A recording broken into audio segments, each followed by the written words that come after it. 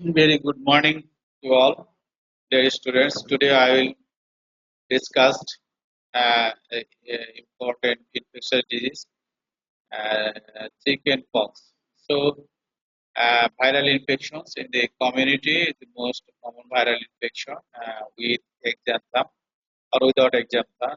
Other viral infection of the skin and also viral infection affects the different system of the body, gastrointestinal systems, respiratory, neurological, and immunological systems. So these are the viral diseases that produce different presentation of different systems. Today I will discuss chickenpox, one of the viral infection that causes skin infections. So let us discuss chickenpox. There are different viral infection with exanthem. Exanthem means development of different types of rash. Childhood usually characterized by fever and widespread rash. And the maternal antibody gives protection for first 6 to 12 months of life. And common viral infection that produce exanthem are measles, rubella, parvovirus, B19, chickenpox, shingles, and human herpes virus 67, as well as enteroviral exanthem. Presentation of chickenpox. Chickenpox, also known as varicella. Varicella disease that is highly contagious, characterized by initial infection with varicella zoster virus that is called chickenpox. Usually characterized by skin rash, that is started from a small itchy blister which eventually start over and usually starts on the chest, back and face, then is spread to the rest of the body. Okay, and some systemic features may be present: fever, tiredness, and headache. Symptoms usually last 5 to 7 days. The disease is often more severe in adults than in children, and symptoms begin 10 to 21 days after exposure to the virus. So this is the presentation of the chickenpox and airborne disease, which spread easily through the coughs and sneeze of an infected person. It may be spread from 1 to 2 days before the rash and appears until all lesions have lasted out. So this is the period of infectivity, usually 1 to 2 days before the rash appear until all lesions have lasted out. So in if infective period, uh, spread of the viral disease to other person is very long, usually 25 to 30 or 40 years, sometimes up to 45 days. And it may also spread through contact with blisters, and those with singles may spread chickenpox to those who are not immune to contact with the blister. Singles in another disease that is caused by herpes zoster virus, the repeated infection of the varicella zoster virus. The disease can usually be diagnosed on the basis of presenting symptoms. So, usually clinical diagnosis, but some specific or some investigation required to support the diagnosis of the disease. And what are the relation pregnancy and neonates? So during pregnancy, the dangers to the fetus associated with the primary varicella zoster virus infection are greater in the first 6 months. Okay, and in the third trimester, it is more likely to have severe symptoms. For pregnant women, antibodies produced as a result of immunization or previous infection are transferred via the placenta to the fetus. Okay, and viral infection in pregnant women could lead to spread via placenta and infection of the fetus. If infection occurs during the first 28 week gestation, this can lead to fetal varicella syndrome, also congenital varicella syndrome. Effects on the fetus can range in severity from underdeveloped toes and fingers to severe anal and bladder malformation. So, patient having chickenpox during pregnancy that produce different presentation, different congenital anomaly. So, you always try to remember or you always try to uh, recapitulate it that this disease produce different congenital anomaly, such as in brain, patient develop encephalitis, microcephaly, hydrocephaly, or aplasia. In case of eye, patient develop optic shock, optic curve, damage to this area, lentil, lens vesicle, or macro, ophthalmia, cataract, etc. And other neurological complications such as spinal cord compression, maybe compressive, maybe non-compressive myelopathy, patient develop body, hyperplasia of the lower and upper limbs and all bladder, and as well as skin color changes, skin pigmentation. So, lot of complications occur during pregnancy. Those patients having varicella zoster virus. Infection late in gestation or immediately following birth is referred to as neonatal varicella. Maternal infection is associated with premature delivery. The risk of the baby developing the disease is greatest following exposure to infection in the period 7 days before delivery and up to 8 days following their birth. The baby may also be exposed to the virus via infectious siblings or other contact. But this is less concern if mother is immune. So, newborn who develop symptoms are at high risk of pneumonia and other serious diagnosis. The diagnosis of chickenpox is primarily based on the signs and symptoms, but typically early symptoms followed by characteristic rash.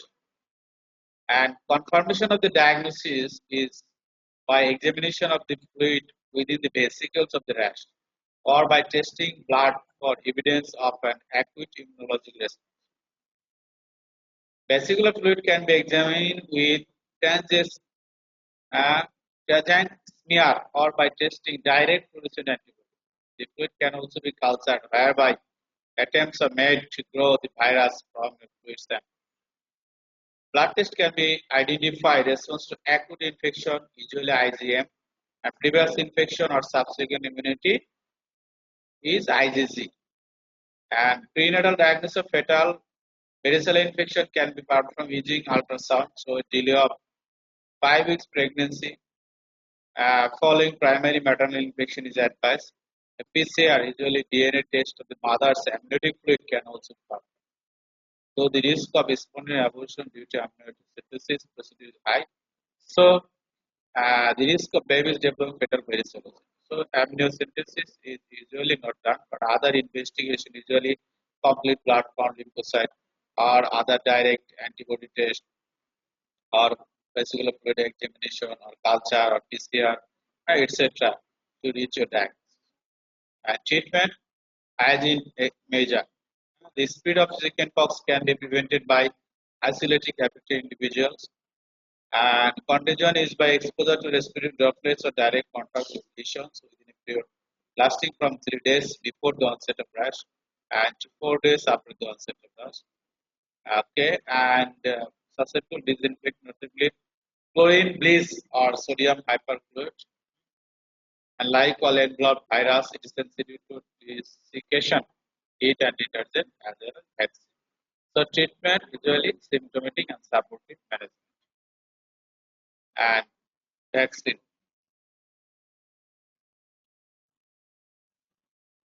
Treatment mainly consists of easing the symptoms and protective measure. People who are usually required to stay at home while they are infectious to avoid spreading the disease to others. And cutting nails short or wearing gloves may prevent scratching and minimize the risk of secondary infection. Infection to other healthy adults tend to be more severe. Sometimes antiviral drugs, acyclovir or penicillin is generally advised as long as it is started within 12 to 48 hours from the rash onset. So, adults are advised to increase water intake to reduce dehydration and to relieve headaches. Painkillers such as paracetamol are recommended, and antihistamine may be used to relieve itching and may be used in case of itching to prevent sleeps, and as well as in children, antiviral medication is considered for more useful those adults who are prone to develop complications. And what are the complications? Usually, infection in adult. is associated with greater morbidity and mortality due to pneumonia, either direct viral pneumonia or secondary bacterial pneumonia, bronchitis and encephalitis. And also, patient who develops herpes zoster encephalitis, especially immunocompromised patient, and necrotizing fasciitis is also their complications. Secondary bacterial infection of the skin manifest impetigo, cellulitis, or erysipelas. And disseminated primary viral infection usually seen in the immunocompromised may have high morbidity. Rare complication usually myocarditis, hepatitis, as well as hepatitis. And sometimes hemorrhagic complication may occur, especially patient at immunosuppressed or immunosuppressed medication or immunosuppressed population or immunocompromised. That's five major clinical symptoms have been described: febrile purpura, malignant chickenpox with purpura, post-infectious purpura, purpura pulmonis, and encephalitis. So another entity is herpes zoster. Herpes zoster single is a viral infection of the nerve cell and surrounding skin caused by varicella zoster virus that are caused chicken. That also cause chickenpox. After a person recover from chickenpox infection, the virus remains dormant in the nerve cell and can reactivate at a later stage when immune system is weakened. And also reactivation can be associated with older age, having chickenpox before 18 months of age or so varicella zoster, herpes zoster is the reactivation of the latent virus in the nerve cell of the varicella zoster. Usually presented painful skin rash with blister involving limited area. Typically, rash occur on either left or right side of the body or face in a single stripe. 2 or 4 days before the rash occurs, there may be pain or tingling. Rash usually heal within 2 to 4 weeks. Some people develop 1 week nerve pain, which may last for months or years, called post-herpetic. Exposure to the virus in the blister can cause chickenpox in someone who has not had before but not trigger signals. And there is non-specific symptoms and sign non-specific headache, fever, malaise, and specific usually sensation of burning pain, itching, hyperesthesia, paresthesia, usually pains and area sensation. Sometimes pain can be mild to extreme in the affected dermatome with sensations that are often described as stinging, tingling, aching, numbing, throbbing, and can be interspersed with quick steps or ongoing pain. In case of single, it will often painless, but people are more likely to get singles as they age and it tend to be more severe. Usually within dermatome, rash will begin to develop causing pain, itching or tingling sensation in the area of affected nerve. A fluid-filled painful rash then develops a few days after and commonly occurs either on one side of the face or body, and the rash forms blister that typically start over in 7 to 10 days, and this eventually clear within 24 to 4 weeks. Later, the rash become vesicular, forming a small blister filled with serous exudate. As the fever and general malaise continue, the painful vesicle eventually become cloudy or darkened as they fill with blood and crust over within 7 to 10 days. Usually, the crust fall off and the skin heals, but sometimes after severe blistering, scarring or discolored skin. The ophthalmic division of trigeminal nerve is most commonly involved branch. When the virus is reactivated in this branch, stern articular ophthalmicus, skin of the forehead, upper eyelid, orbit of the eye may be involved. And single oticus, also known as Ramshahan syndrome type 2, involves the eye. It is thought to result from the virus spreading from the facial nerve to vestibulocochlear nerve. Symptoms include hearing loss and blotting. This is the presentation of herpes zoster ophthalmicus, usually upper eyelids, upper part of the face, as well as the lower eyelids. Due to close relationship of the blood vessels, nerve virus can easily spread involved the blood vessel and compromise the blood supply, something causing issue. Penetrating along the path of single spinal dermatomal distribution, but without any rash. This condition may involve complications that affect several levels of nerve system and cause many cranial neuropathies, polyneuritis, myelitis, and aseptic meningitis. Other serious effects that may occur in some cases include partial facial paralysis, ear damage, or typically resolves within 3 to 5 weeks. Certain complication may arise. Secondary bacterial infection, motor involvement including weakness, especially in motor habit gesture, eye involvement, usually trigeminal involvement, passion, post-operative neuralgia is a condition of chronic pain follows. Diagnosis is usually visual examination, rash of the dermatome distribution, sporadic dermatome, and IgM antibody in the blood or disappear on very thick and procedures, not dermal PCR virus cultures. So these are the diagnostic protocol. And this is a treatment protocol, usually analgesic, calamine can be used in the rash or blister and may be soothing. Those tricks, creams, on the lesion have cluster or can be used. Morphine, topical, indicated spray, antiviral, acyclovir, or steroid. So these are the treatment protocol for herpes zoster. So this is all about